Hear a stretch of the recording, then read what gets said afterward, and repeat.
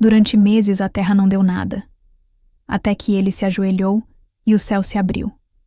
O horizonte estava seco como os olhos de quem já não consegue mais chorar.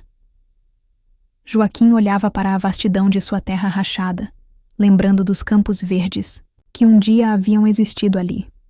As águas do céu não caíam há tanto tempo que ele já perdera a conta das luas. 8 meses? 10 meses? Pouco importava agora. O que restava eram apenas memórias de uma vida próspera que parecia cada vez mais distante. Antes de prosseguirmos, comente aqui abaixo de onde você está ouvindo esta linda história e se inscreva no canal. A fazenda que herdara do pai e que este herdara do avô era o único patrimônio da família Mendonça há gerações. Terra, fértil que sempre abastecera não só sua família, mas metade da região. Agora, o que via eram apenas galhos retorcidos, a terra esturricada e o gado magro que dia após dia diminuía em número. Naquela manhã, como todas as outras nos últimos meses, Joaquim levantou-se antes do sol. Aquele astro que antes era visto como bênção, hoje era apenas um algoz inclemente. Calçou suas botas gastas e saiu para a varanda da casa simples onde morava com a esposa, Maria, e seus 3 filhos. João, de 10 anos, Ana, de 8, e o pequeno, Pedro, de apenas 5. Bom dia, meu velho, cumprimentou Maria, que já preparava um café ralo na cozinha. Bom dia, respondeu ele sem entusiasmo, os olhos fixos na paisagem desoladora além da varanda. As crianças ainda dormem. Pensei em deixá-las descansar mais um pouco hoje. Joaquim assentiu em silêncio. Sabia que Maria tentava economizar energia das crianças. Com a escassez de alimentos, quanto menos se movimentassem, menos fome sentiriam.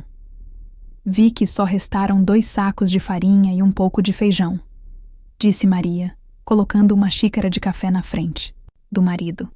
Talvez seja a hora de pensarmos em... Não vamos sair daqui, interrompeu Joaquim, com a firmeza de quem já repetira aquela frase dezenas de vezes. Esta terra é nossa.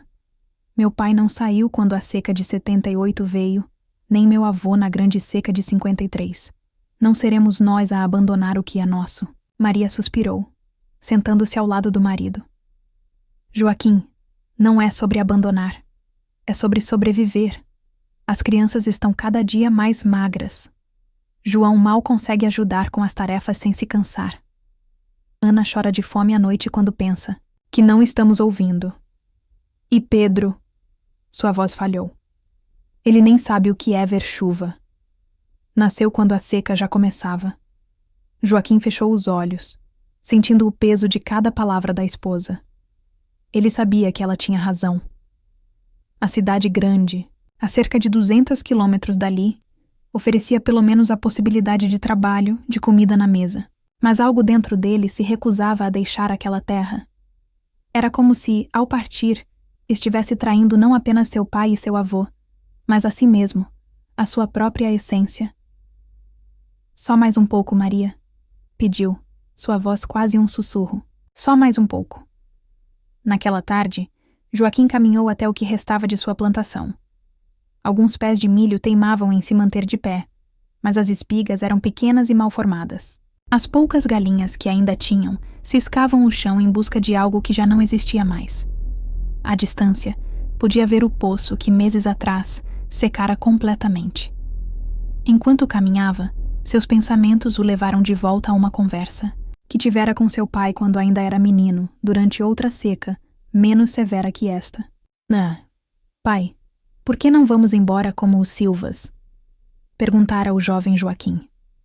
O velho Antônio Mendonça, com suas mãos calejadas e seu rosto marcado pelo sol, olhara para o filho com uma mistura de firmeza e ternura. Filho, a terra é como uma mãe. Ela nos alimenta, nos protege, nos dá tudo o que precisamos. E como uma mãe, às vezes ela precisa descansar. Precisa se recuperar. Nessas horas, não a abandonamos. Ficamos ao lado dela, cuidamos dela como ela cuidou de nós.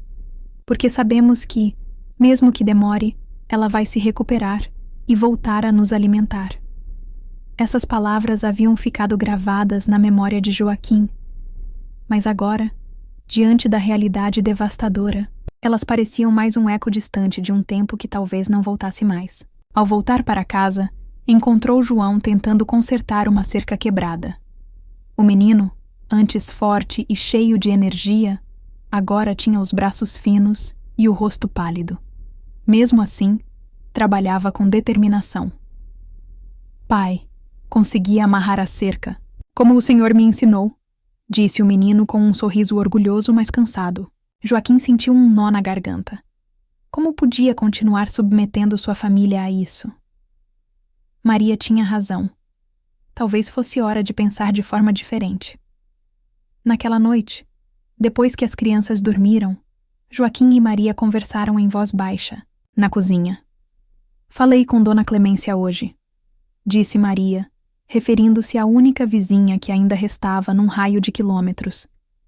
Ela disse que o filho dela, que está na capital, conseguiu emprego numa fábrica. Disse que talvez ele possa ajudar a encontrar algo para você lá. Joaquim ficou em silêncio por um longo momento. E a terra? Perguntou finalmente. Quem vai cuidar dela? A terra vai estar aqui, Joaquim. Se um dia a chuva voltar, podemos voltar também. Mas agora precisamos pensar nas crianças. Ele sabia que ela estava certa. Mas a ideia de deixar tudo para trás, de admitir a derrota, era quase insuportável. Vou pensar nisso, disse ele finalmente, levantando-se da mesa. Vou dormir. Amanhã preciso verificar se ainda há água no riacho do outro lado da propriedade. Mas Joaquim não dormiu. Passou a noite inquieto, sua mente oscilando entre a necessidade urgente de proteger sua família e o compromisso profundo com a terra que sempre fora seu lar. Na manhã seguinte, o céu estava mais cinzento que o habitual, mas Joaquim não se permitiu ter esperanças. Já vira nuvens passageiras antes, que nada traziam além de sombra momentânea. Vou até o riacho, anunciou, após um café da manhã ainda mais escasso que o do dia anterior. Leve João com você, sugeriu Maria. Ele precisa se distrair um pouco. Joaquim assentiu, e logo ele e o filho caminhavam lado a lado pela propriedade. João, sempre curioso, fazia perguntas sobre como era a fazenda antes da seca, sobre os animais que ali viviam, sobre as festas de colheita que seu pai mencionava às vezes nas histórias noturnas. E havia mesmo tanta comida que não dávamos conta de colher tudo, pai? Perguntou o menino, seus olhos brilhando com a ideia de tal abundância. Sim, filho. Havia tanto milho que precisávamos da ajuda dos vizinhos para a colheita. Tantas frutas que sua avó fazia doces para o ano todo. E o riacho... o riacho onde vamos agora era tão cheio que você e suas irmãs poderiam nadar nele.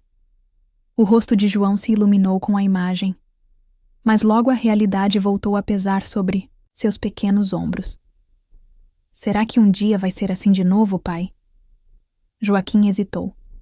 Queria prometer ao filho que sim, que tudo voltaria a ser como antes, mas não tinha certeza se podia fazer tal promessa. Não sei, filho, mas vamos continuar esperando e trabalhando para isso. Ao chegarem ao riacho, como Joaquim suspeitava, encontraram apenas o leito seco, com algumas poças turvas aqui e ali.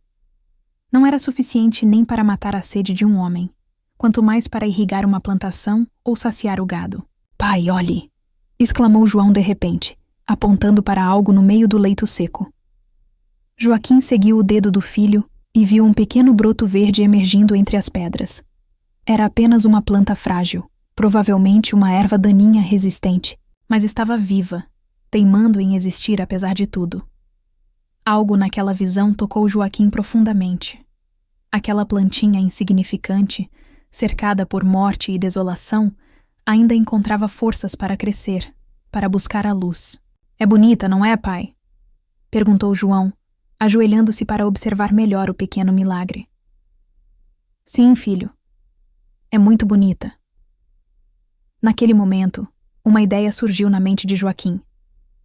Uma ideia tão simples, tão óbvia, que ele se Perguntou por que não havia pensado nisso antes.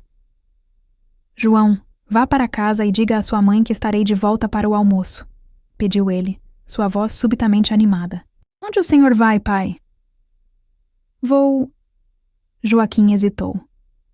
Como explicar ao filho o que nem ele mesmo compreendia completamente?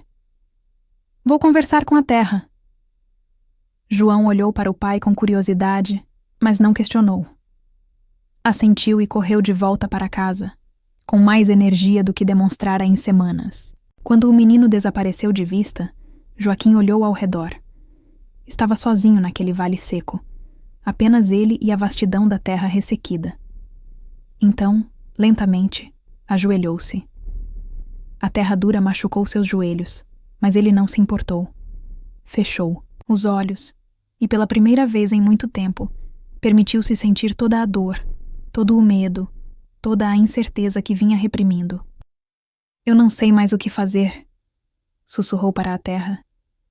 Meu pai me ensinou a nunca desistir, a sempre acreditar que a chuva voltaria. Mas e se ele estiver errado? E se desta vez for diferente?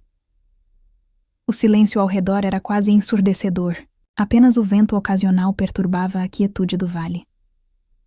Tenho 3 filhos para alimentar, continuou ele, sua voz embargada. Uma esposa que confia em mim. E eu estou falhando com todos eles.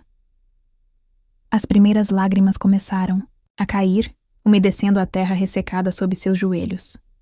Eram lágrimas que Joaquim guardara por meses, talvez anos. Lágrimas de um homem que sempre se considerou forte, que nunca se permitira mostrar fraqueza. Dizem que deveria ir embora, buscar uma vida melhor na cidade. Talvez tenham razão. Talvez seja o melhor para minha família. Mas como posso abandonar esta terra que tem sido o lar da minha família por gerações? Como posso virar as costas para tudo o que meu pai e meu avô construíram? À medida que falava, Joaquim sentia um peso saindo de seus ombros. Era como se, ao finalmente admitir seus medos e dúvidas, ele estivesse se libertando de um fardo que carregara por tempo demais. Preciso de um sinal, pediu, sua voz agora mais firme. Preciso saber se devo ficar e continuar lutando, ou se devo fazer o que Maria sugere e buscar uma vida melhor para nossos filhos longe daqui. Naquele exato momento, Joaquim sentiu algo atingir sua face. Era frio e úmido. Abriu os olhos, confuso, e sentiu novamente. Uma gota d'água. Em seguida outra, e mais outra.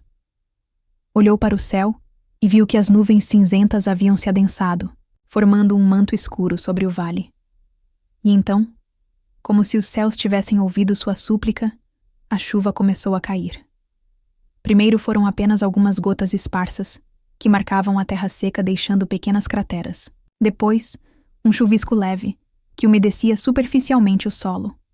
E então, de repente, uma chuva forte, intensa, generosa. Joaquim ficou ali, ajoelhado, deixando que a água lavasse seu rosto, seu corpo, sua alma. Ria e chorava ao mesmo tempo, uma mistura de alívio, gratidão e pura alegria. Chuva! Gritou, sua voz ecoando pelo vale. Chuva! Levantou-se num impulso e começou a correr em direção à casa, sentindo a lama formar-se sob seus pés, vendo a terra absorver avidamente cada gota preciosa. Ao se aproximar da fazenda, viu Maria e as crianças na varanda, todos olhando para o céu com expressões de espanto e felicidade. João foi o primeiro a avistá-lo. Pai! Pai! Está chovendo! Gritou o menino, correndo para encontrá-lo, seguido de perto por Ana e o pequeno Pedro. Joaquim abraçou os 3 filhos, rodopiando com eles na chuva, todos encharcados e rindo como há muito não riam. É um milagre! Exclamou Ana, seu rostinho voltado para o céu, as gotas de chuva misturando-se às suas lágrimas de alegria. É chuva! Dizia o pequeno Pedro maravilhado, estendendo as mãozinhas para capturar as gotas, experimentando algo que nunca antes sentira. Maria se aproximou, também molhada pela chuva, seus olhos fixos nos de Joaquim. Não eram necessárias palavras. Ambos sabiam o que aquilo significava. Era mais do que o fim da seca. Era a renovação da esperança, a confirmação de que haviam feito a escolha certa ao permanecerem ali. Você sabia que isso ia acontecer? Perguntou ela, enquanto se juntava ao abraço familiar. Joaquim sorriu, pensando na pequena planta no leito do riacho, na conversa que tivera com seu pai anos atrás, na súplica silenciosa que fizera de joelhos no vale. Não, respondeu honestamente. Mas acreditei que podia acontecer. A chuva continuou por horas, enchendo reservatórios, alimentando a terra seca, devolvendo vida ao vale moribundo.